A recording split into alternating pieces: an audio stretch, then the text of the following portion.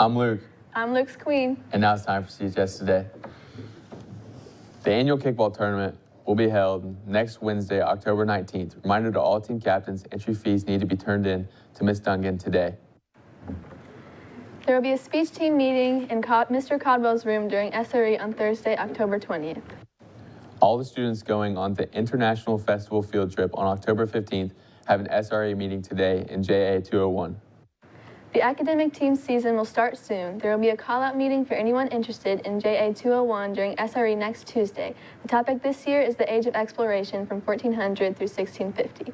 No Play Cinema has a new policy starting on October 23rd. No person 15 years or younger will be admitted after 6 p.m. unless accompanied by an adult 18 years or older.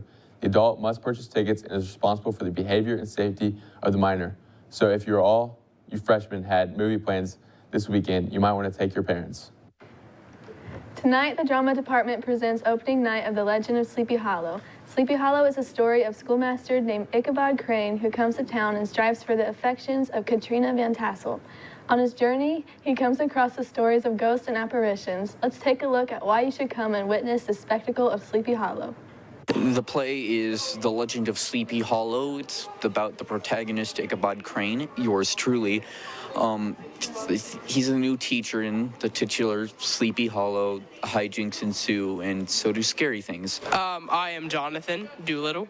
I am Brom Bones' right-hand man.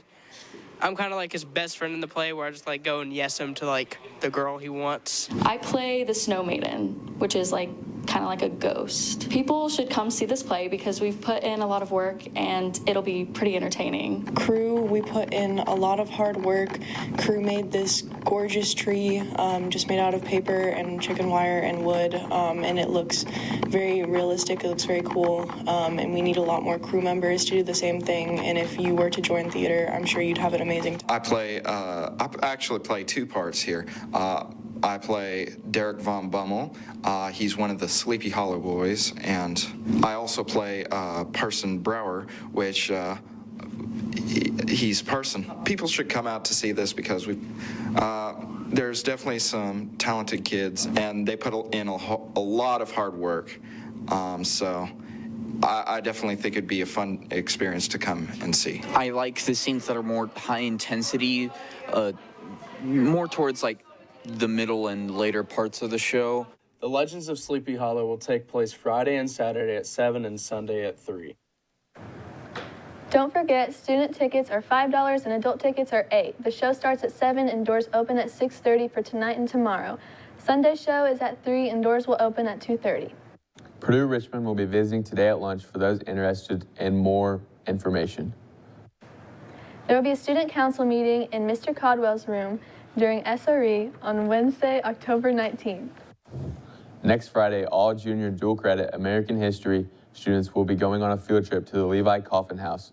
They will miss most of the school day. If you have any questions, you can ask Mr. Mitchell or Miss Day. And now Jace brings you a new series in which he observes CHS students in the wild CHS Geographics.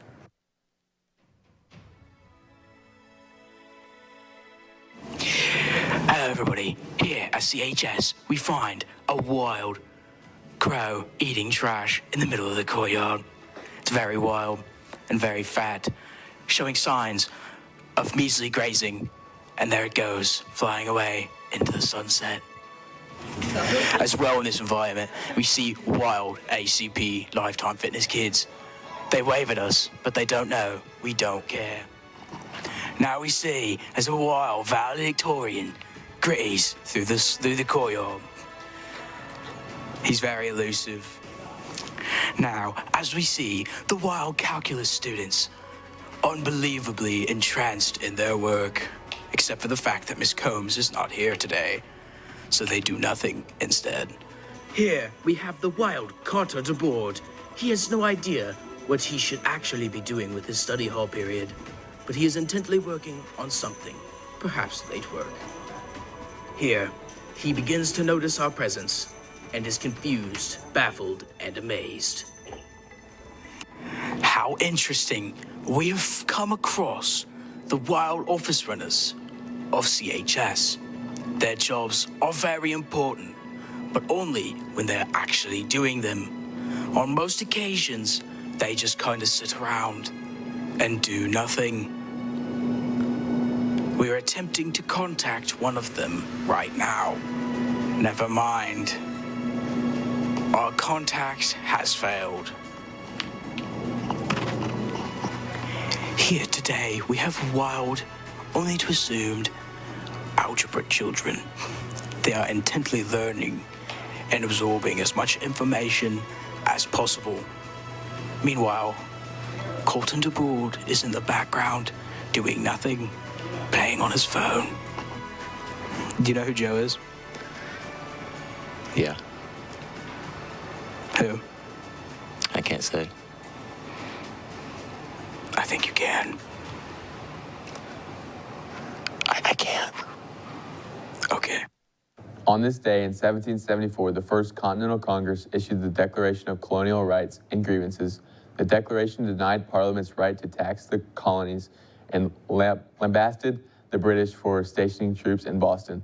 This was the first of many grievances with the British and would eventually lead to the Revolutionary War. In national news, California children can now receive free books at the ages of birth to 5 years old due to a new bill passed by Dolly Parton. The bill was signed into law by the governor of California, Newsom, and will provide funding for Parton's Imagination Library. In world news, oil protesters threw soup at Van Gogh's sunflower painting in the National Gallery. The two suspects were wearing t-shirts saying, "Just stop oil." The painting was not damaged at all due to it being covered by glass, but the frame sustained minor damage. The room was then cleared of visitors, and the police were called in, and soon after, the two were arrested.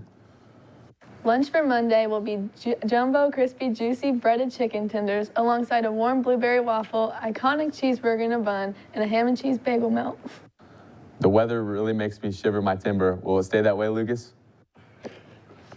Thanks, guys. Looking at the next couple hours around 5 p.m., it's going to be very sunny, about 61 degrees. Tonight, it's going to stay clear, but the temperatures are going to drop to about 53.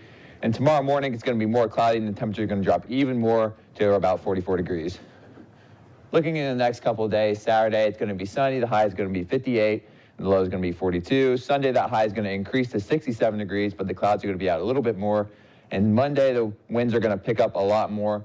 Temperatures are going to be about 47 for the high and 35 for the low. That's all for the weather. Now back to the desk. Thanks, Lucas. Now over to Jared with the sports. Attention to any girl interested in playing basketball.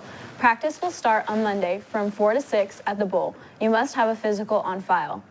Any questions, please see Coach Harder in JE 232. We'd like to give a huge congrats to Luke Morris and Colton DeBoard for being named All-District Doubles for District 4 in tennis. Congrats, guys, and good luck as you compete this weekend.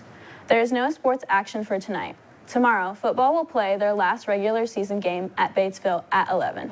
Co-ed, cross country, and tennis will compete in regionals tomorrow at Rushville and Fishers, respectively. Good luck to all of our athletes. Now back to the desk for birthdays.